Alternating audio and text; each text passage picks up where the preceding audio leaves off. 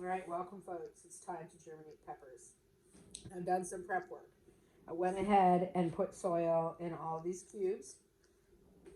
I will include a video on how to do that.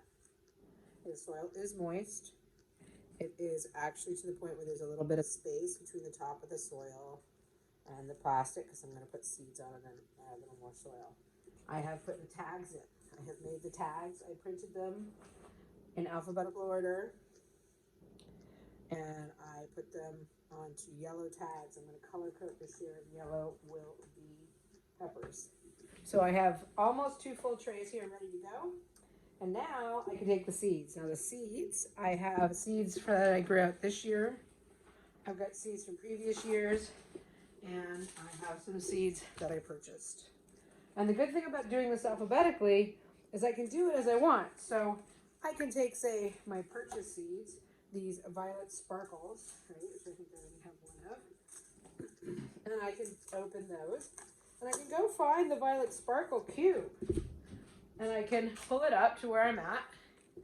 And then I can say, okay, what I want to do is I want to spread these around the top of this soil cube. So I'm going to move them around so they're somewhat distributed on the top of this cube. Now I am going to put a little sprinkle of soil on all of them when I'm done.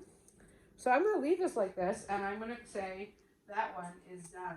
And to let myself know it's done, I'm going to go ahead and turn it the other way.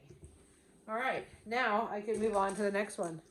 And I can say, okay, I'm going to take this one and I'm going to do exactly the same thing. And I'm going to do that with these peppers. Now, one thing to remember is that pepper seeds are as hot as the pepper, if not more so. So as I get closer to dealing with some of the more hot peppers, I am going to put on some gloves because I have touched my eyes one time too many after putting pepper seeds into things or dealing with pepper seeds. So I am going to probably do a lot of the sweet ones, and then I'll put on some gloves. What kind of gloves am I going to use? I'll go over here and grab my gloves. Oops. I have a package of gloves. I will just take a couple of those, put them on, and that I'll use to protect my hands from the capsation on those pepper seeds. So I'll catch you back in a little bit when I've done more. So I've spent a bunch of time, and I have put seeds in every single one of these cells. And you can see that some of them are like a whole lot of seeds. Some of them are maybe fewer seeds. I'm not really counting, to be honest, and I don't mind if I get more than I need because I'll pick the strongest and go from there. So, and I have lots of seeds, so I have a tendency to do that. But anyway, so now I have these trays.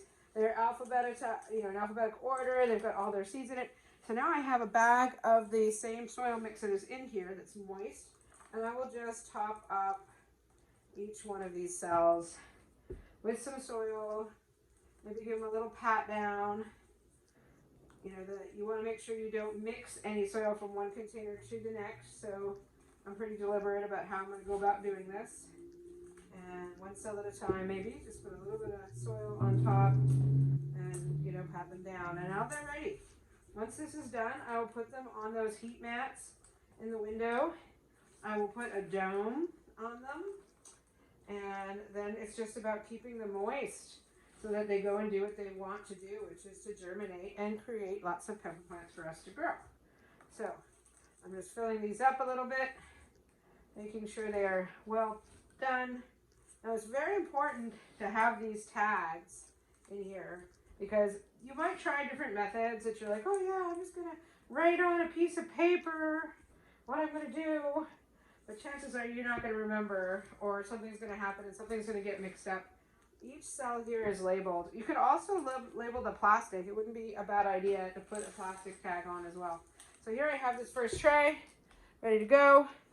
And I'll go ahead and put it on my tray in the window. And then I'll go to the next one and I'll put soil on top of this.